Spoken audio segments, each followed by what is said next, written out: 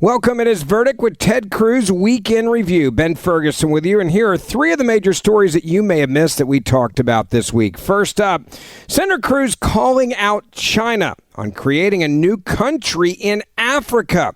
Why is the media not talking about it? Well, we have the details that you need to know. Also, D.C. crime is down as Donald Trump commits to making sure that people that live in the District of Columbia are actually safe. And the data is truly staggering just how quick the president was able to restore law and order to a city that had been broken for decades. And finally, the Autopen. Joe Biden was actually warned by his own Department of Justice that what they were doing was problematic. Yet he did it anyway. Why did he not pay attention to the warnings? And maybe it was because he wasn't actually even in charge. We'll have that for you. It's the Weekend Review, and it starts right now. I want to move to this other story, and it's one, realistically, that probably 99% of this audience doesn't even know about this because no one's covering it. It doesn't mean that it's not an extremely important story. It is you calling out China. It's an epic fight over creating a new country in Africa. This reminds me of that story we were talking about not that long ago about China creating an island in the middle of the ocean, based in the middle of nowhere, that would help give them air superiority if there was a massive world event that took place, another world war. It would give them the ability to reach places they currently cannot reach. And now we're hearing that they're looking at creating a new country in Africa. You're trying to bring that to light and also stop it. Well, that's exactly right. So I am the chairman of the Africa Subcommittee of the Senate Foreign Relations Committee. And so I've been chairing a number of hearings, in particular focusing on the growing influence of communist China in Africa. Africa has become a major battleground where China is trying to gain influence, trying to gain power, and do so at the expense of America. And so this last week, I wrote a letter to President Trump urging the president to recognize a new country in Africa. I'm going to read you the letter. Dear President Trump, I write to urge your administration to formally recognize the Republic of Somaliland as an independent state with sovereignty within its 1960 borders. Somaliland first gained independence and international recognition in 1960, before voluntarily uniting with Somalia later that year. Since moving to reclaim its independence in 1991, it has functioned as a stable, self-governing, democratic nation. It has held several peaceful elections since 2003, marked by strong voter turnout and peaceful transitions of power. Somaliland has emerged as a critical security and diplomatic partner for the United States, helping America advance our national security interest in the Horn of Africa and beyond. It is strategically located on the Gulf of Aden, putting it near one of the world's busiest maritime corridors. It possesses capable armed forces and contributes to regional counterterrorism and piracy operations. It has enabled the opening of a Taiwanese representative office in the capital of Hargeisa, sought to strengthen ties with Israel, and voice support for the Abraham Accords. It has proposed hosting a U.S. military presence near the Red Sea along the Gulf of Aden, and is open to critical minerals agreements that would support our supply chain resilience. The U.S.-Somaliland partnership is robust, and it is deepening. Somaliland faces mounting pressure from adversaries, due in no small part to its role as a partner for the United States and our allies. The Chinese Communist Party is using economic and diplomatic coercion to punish Somaliland for its support for Taiwan, as well as to undermine that support. The government of Somalia has played an unfortunate role in these efforts. In April 2025, the CCP arranged for Somalia to bar Taiwanese passport holders from transiting into Somaliland, and Chinese support to Somalia is benefiting anti-Somaliland groups working to erode its sovereignty. Despite these threats, Somaliland remains committed to forging closer ties with the U.S. and is actively engaged in enhancing military cooperation, counterterrorism efforts, and economy and trade partnerships. To do so to the greatest effect and the greatest benefit to American national security interest, it requires the status of a state. I urge you to grant it that recognition.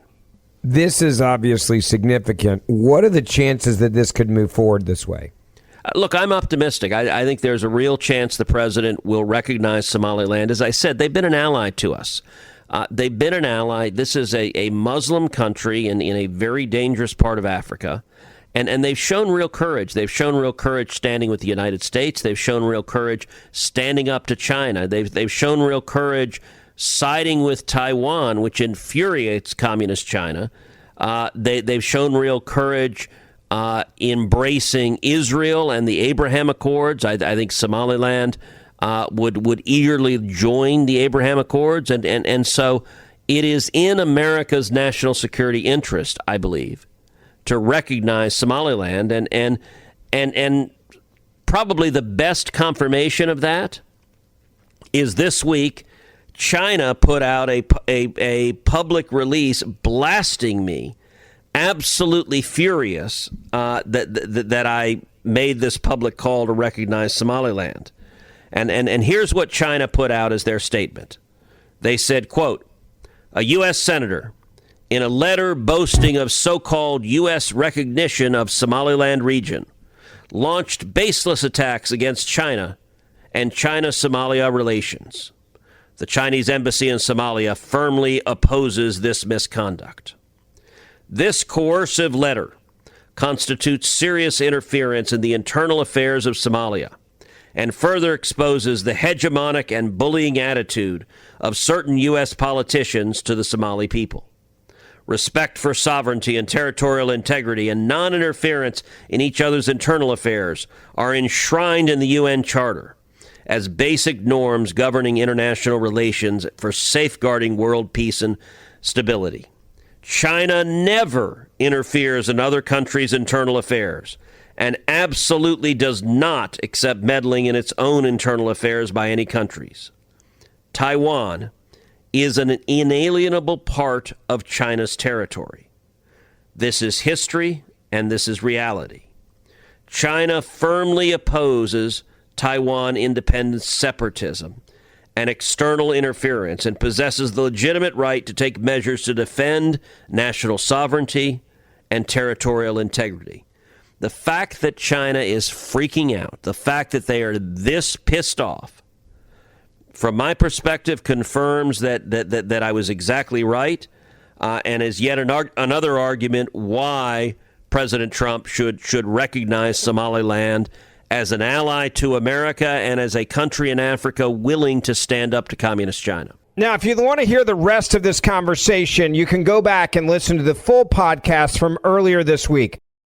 Now on to story number 2. You talk about the president having leverage. Let's move to Washington, D.C., and everyone that said the president was like being a dictator and a tyrant by sending in the National Guard, actually trying to fight crime. They said this was just him being a bully. He was obsessed with the media. This is what tyrants and dictators do. He's going to roll the National Guard and militarize every city in America that he doesn't like. That was the narrative. Well, guess what? They got it wrong again. D.C. crime, since the announcement of the federal control versus the 7-day prior to that, we have that data now. Senator, please, for everyone that's listening, go through every category of a shock, right? I say that sarcastically. More law enforcement on the street, law and order. What happens? Less crime. Yeah, it turns out when you arrest criminals, you get less crime. I know that's a shocking outcome. It's one Democrats don't understand and the media doesn't understand, but everyone whose head is not fully inserted up their rear end gets that point. Here is a tweet from the D.C. Police Union. D.C. crime since the announcement of federal control versus the 7 days prior. Robbery, down 46%. Carjacking, down 83%. Car theft, down 21%. Violent crime, down 22%. Property crime, down 6%. And all crimes, down 8%. That is in 1 week, in 7 days. And if you hear a wailing in the distance, that is the collective wail of pain and unhappiness of Democrats in the media, because understood, this is not hyperbole. They are rooting for the criminals. They do not want crime to go down, because if crime goes down, it vindicates President Trump exercising his constitutional authority concerning D.C. and exercising his authority, his explicit statutory authority under the D.C. Home Rule Act. The Democrats do not want that. No, they don't. And there's also another aspect of the story, and that is we now have the Justice Department that's investigating whether Washington, D.C. police manipulated their crime data. Remember, I was on CNN a week and a half, 2 weeks ago, and they're like, your stats are wrong. Crime is way down. The president doesn't need to do this. Everything's moving in the right direction. Well, it may have looked like crime was down, but now the Justice Department is investigating whether the D.C. police purposely, willfully manipulate the crime data to basically fake people out, lie to the citizens of D.C., and they say, oh, no, everything's getting better from last year when it was really, really, really bad. Now it's not as bad. And apparently they may have manipulated the numbers, including a whistleblower that they've settled with. Yeah, look, I can tell you from someone who works in D.C., so most weeks I am in D.C. in the Senate when the Senate's in session. And in the last 4 years under Joe Biden, the violence in D.C. has gotten much worse. We've seen Rand Paul had a staffer who was stabbed on a public street at like 4 p.m, stabbed in the gut. There was a guy who served in the first Trump administration who was shot in the head and killed at about 5 p.m. sitting in his car on a street in D.C. This is not 2 a.m. in a rough neighborhood. This is in a major metropolitan street. We had, not long ago, we had 2 Israelis murdered by a radical pro-Hamas, pro-Palestinian leftist zealot from Chicago. Yeah. And D.C., as someone who works there, it used to be when I started in the Senate, I would, as you know, I love movies. We've done a couple of podcasts where we talk about movies. When I started in the Senate, I used to sometimes, if there was a night that I was done, let's say I was done at 8 or 9 o'clock at night, there's a movie theater about 5 blocks from my house. I used to routinely walk up to the movie theater and just go see a movie. I don't do that now. I mean, frankly, at 9 o'clock at night. I know which movie theater you're talking about. Yeah. No way you do that now. At 9 o'clock at night, you don't walk 5 blocks in D.C. I'll tell you, I've got a guy in my security detail in Washington who's a tough guy. He's been in some pretty rough combat situations. You bet him. And he was walking back to the Capitol at 10 p.m., and he had 2 teenagers, jump him and try to rob him. Now Mark's a pretty tough guy, so he picked up one of them and body slammed them into the back of a car, and the 2 of them ran off. But the violence in D.C. has gotten really significantly worse, and it's been interesting. The reporters look at the DC that are Police Union honest, chairman, what he said about it. Yeah, the reporters that are honest, who are interviewing D.C. residents, most of whom are African American. The residents are saying, thank God, we think this is great. Lock these criminals up. Look, the D.C. residents don't like living with the risk of drive-by shootings. Henry Cuellar, who is a Democrat congressman, was carjacked again in the early evening. He was coming home with dinner to his apartment. It was an apartment building apparently 5 other congressmen lived in, carjacked right out in the front of it. And here's what Greg Pemberton, I want you to listen to Greg Pemberton, who was the D.C. Police Union chairman, what he said about the security of D.C. under Democrats. Give a listen. The criminal justice system here in the District of Columbia is broken. Every aspect of it is broken, whether that's policing, prosecution, judges and trials, sentencing and supervision. All of it is broken. And you can trace every aspect of it back to a piece of legislation that was passed by the council. They have destroyed policing, they have destroyed prosecutions, they have destroyed the way that the courts are allowed to operate, and they've destroyed our ability to sentence criminals to sentences that are commensurate with the crimes they've committed. And so the only way to fix this holistically is to go back and look at all of this legislation that the council passed back in 2020 when there was all of this anti-police rhetoric and work to undo that. I know from my experiences, the DC Council will never do that on their own. And so what we're hoping over the course of the next 30 days is that whether that's the White House, whether that's these federal law enforcement agencies, whether that's Congress, that people get an insight into exactly how the system got so broken, because the only way to fix it is if we can get rid of that legislation. And my main concern is that 30 days are going to go by. All of these folks are going to go up about their merry way, and we're still going to be stuck with all this bad law. Like, he's like, we know what's wrong. We know what's wrong. We know exactly what's wrong. And if they don't fix it, we're going to be back here. Thank goodness the president stepped in here. And the citizens, I go back to the media narrative here, Senator. Yep. The citizens overwhelmingly trust Donald Trump to fight crime more than they trusted Joe Biden. And the citizens in Washington, D.C. overwhelmingly are trusting the strategy of Donald Trump than their own city council members and their mayor. And that is a threat, I think, to all these other high crime cities: Memphis, Baltimore, Detroit, New Orleans. The list goes on Chicago. and on. San Francisco, L.A. Because, if this works, how do you then say no when the president offers you help or National Guard? So understand, this is the same principle with securing the border. So a year ago at the State of the Union address, Joe Biden said he could not secure the border. He needed new legislation from Congress in order to secure the border. We had at the time the highest rate of illegal immigration in our nation's history. We had criminals and murderers and gang members and rapists and child molesters and terrorists streaming across the border, and he said he was helpless to fix it. Donald Trump came in, and the rate of illegal border crossings dropped over 99%. As President Trump said in the most recent State of the Union address, it turns out we didn't need new legislation. We just needed a new president. The same is true in D.C.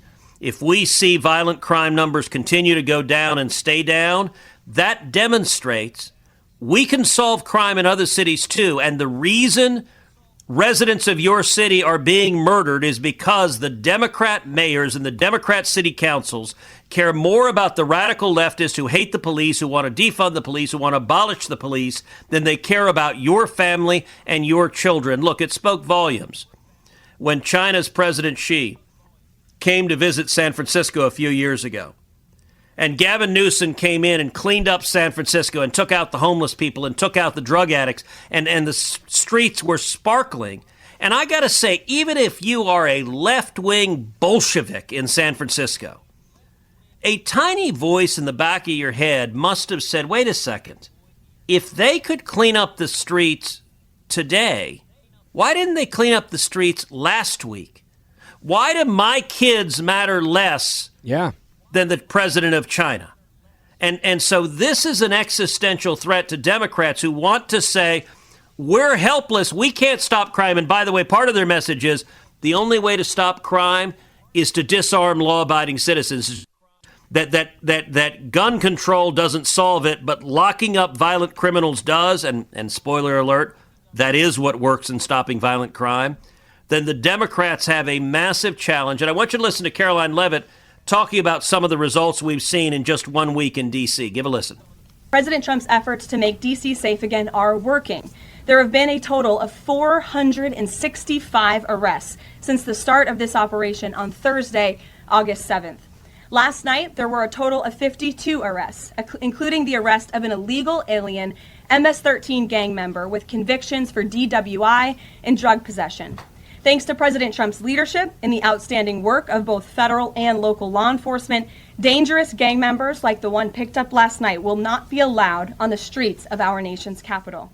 Other arrests last night included assault with a deadly weapon for stabbing, parole violation for robbery, murder, outstanding warrant for attempted murder, assault on federal law enforcement officer, and felony assault. 4 more homeless encampments were also removed during yesterday's reporting period.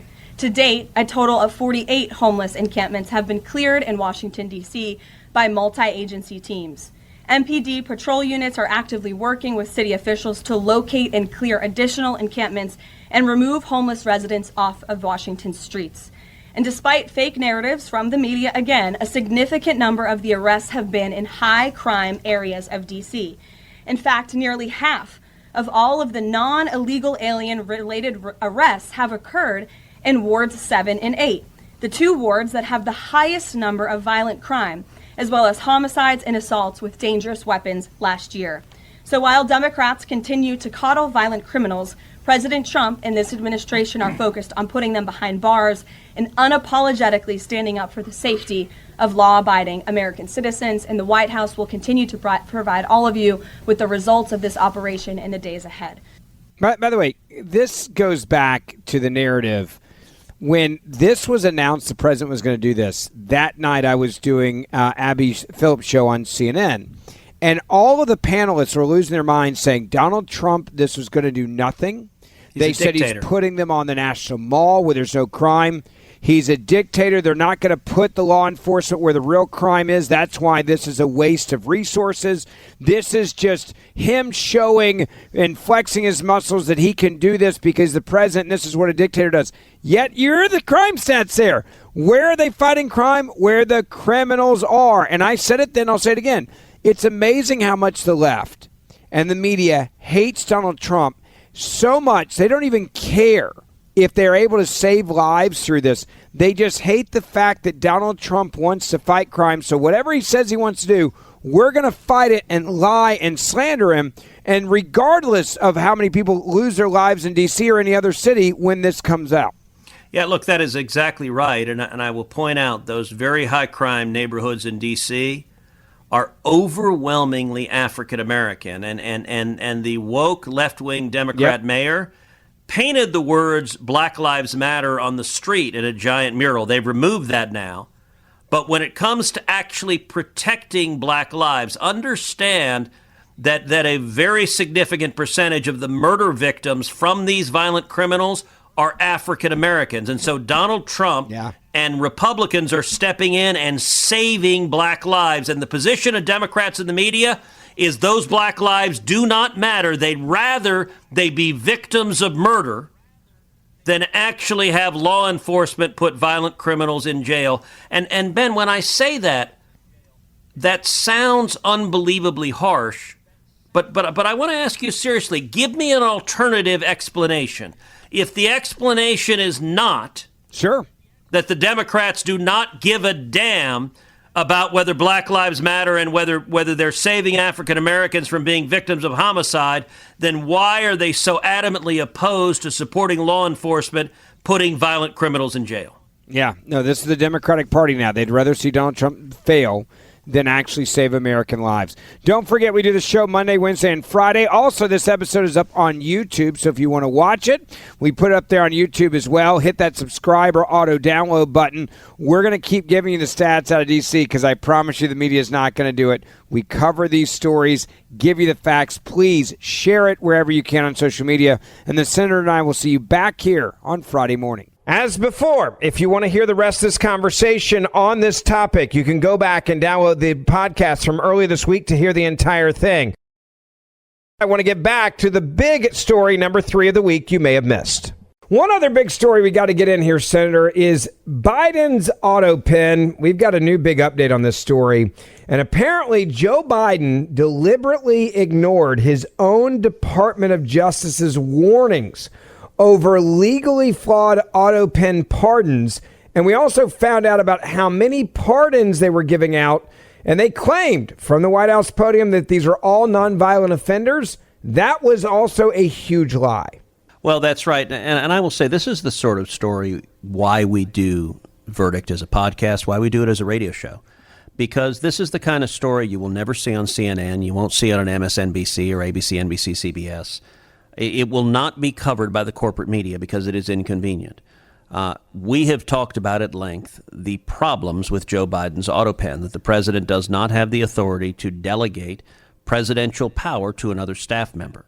And when it comes to an Autopen, the critical question, whether a statute signed into law by an Autopen, an executive order signed by an Autopen, or a pardon or commutation signed by an Autopen, the critical question for whether it is legally valid is whether the president personally and directly authorized it, whether the president made the decision. If it's a staffer who made the decision, it is not valid and is legally void.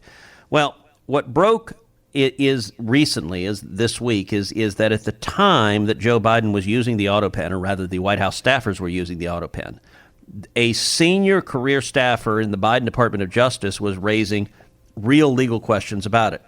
Here's the story on Fox News. Headline: Biden's Autopen pardons disturb DOJ brass, docs show, raising questions whether they are legally binding. New documents and communications between Biden White House staff and career officials at the Justice Department prompted scrutiny of the legality of former President Joe Biden's thousands of last-minute pardons. The Oversight Project shared documents obtained from the Trump DOJ with Fox News Digital, showing that a career prosecutor warned Biden's inner circle that the administration's pardon process was unorthodox and legally troubling. In the most scrutinized email, then Assistant Deputy Attorney General Bradley Weinsheimer wrote a group email to several executive office staff members on January 18th, asking questions about the more than 2,500 pardons. Quote, "The White House has described those who received commutations as people convicted of nonviolent drug offenses. I think you should stop saying that because it is untrue or at least misleading." That's what DOJ said to the Biden White House. Mind you, they didn't stop it. They continued to be untrue and misleading. He continued, quote, "As you know, even with the exceedingly limited review we were permitted to do of the individuals we believed you might be considering for commutation action, we initially identified 19 that were highly problematic," he continued. He cited convicts Terrence Richardson and Ferone Claiborne, who were included in the clemency grants, and noted that the DOJ received voluminous objections from the victims' families and law enforcement, as the men had been sentenced to life imprisonment for drug trafficking offenses during which a police officer was killed. Mind you, this is what the Biden White House said was a nonviolent offense, drug trafficking where a police officer was killed. And beyond that, according to Oversight Project Vice President Kyle Brosnan, shows that DOJ was concerned about the, quote, "vague construct of Biden's pardons and how they appeared to be, quote, illegally delegated to staff. That left the DOJ wondering at times which offenses for people with multiple convictions were specifically being expunged." Later in the email, he was like, quote, "Look, I read the statement you put out in the president's name saying you've released a bunch of nonviolent drug offenders. You've got murderers on your list today. So I'm trying to figure out what the president wants here for this funky warrant." That is incredible, isn't it? I mean, funky warrant, and that's coming again from his own DOJ, saying we don't know what he wants, we don't know what he's doing, it doesn't make sense. Yeah, this is the Biden DOJ. Weinsheimer continued, quote, "I think it is best that we receive a statement or direction from the president as to the meaning of the warrant language. That will allow us to give full effect to the commutation warrant in the manner intended by the president." And there was ultimately no explanation for what the offenses or the proverbial descriptions were, according to the document tranche. And instead, there was simply a spreadsheet of convicts attached to one of the emails that came from the U.S. Sentencing Commission. But only the president has the power to grant pardons, not the Sentencing Commission. Treating it otherwise would be an illegal delegation of presidential authority. When you look at this, what does this mean moving forward for the investigation into the president's use of the Autopen and many things he may have signed that he didn't know about, right? This was just anybody at the White House pretty much that had any type of power could just walk in there and get things done. And what does this mean for all of they claimed non-violent offenders that they were pardoning? We've also found out a bunch of them were very violent. It was a lie. Yeah, it was a lie. They knew it was a lie. Their own Department of Justice told them it was a lie. They didn't care it was a lie. They continued lying to the American people. They knew that the New York Times would never call them out. They knew that the corrupt media would never call them out. So they could lie and lie and lie and know that nobody would know about it. And as a legal matter, the Brosnan from the Oversight Project said, quote, "Biden did not pardon individual people, but laid out categories of types of people to release and left it to staff to figure out who meets that criteria."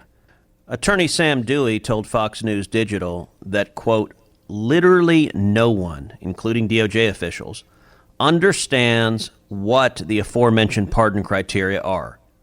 And he continued, quote, "You generally don't see people write emails like this. This isn't a CYA. This is, I'm going to do a Pontius Pilate routine because this is a drug deal, and I want to make sure it doesn't come back on me." And the consequence of that is that the pardons, if they were not authorized by the President of the United States, they are invalid. And so what I have urged the White House to do, what I've urged the Department of Justice to do, is to go through the records of everything that was autopenned and determine there may be some. The president does have the authority to direct someone to autopen something that he's signing, whether a law or an executive order or pardon. And if it's the president who's making the decision, the prevailing Department of Justice interpretation is that is legal and binding. But if the president didn't make the decision, if it's a staffer who's making the decision, then it has no binding force. And so what I've encouraged both the White House and the Department of Justice is to find those pardons, those executive orders, those statutes that were autopenned for which there is a clear lack of evidence that Joe Biden had awareness of it, made a decision about it, and then formulate and carry out a legal strategy to challenge and end up concluding that those statutes, executive orders, pardons, and commutations are invalid. I think the possibility of a legal determination of that is rising significantly. And the fact that you had senior career DOJ officials in the Biden administration ringing the alarm bells and saying you're lying to the American people and what you're doing is lawless, that is yet another stunning revelation that has come out this week. As always, thank you for listening to Verdict with Senator Ted Cruz. Ben Ferguson with you. Don't forget to download my podcast, and you can listen to my podcast every other day you're not listening to Verdict, or each day when you listen to Verdict afterwards. I'd love to have you as a listener to, again, the Ben Ferguson podcast, and we will see you back here on Monday morning.